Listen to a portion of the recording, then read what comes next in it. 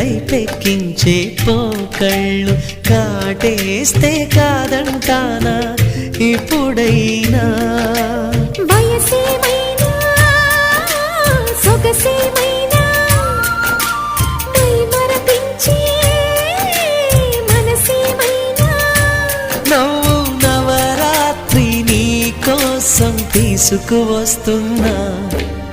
మైనా ఏమైనావే మన్మథ మాసం అయినా ఎంతైనా ఇది మెత్తని మోసం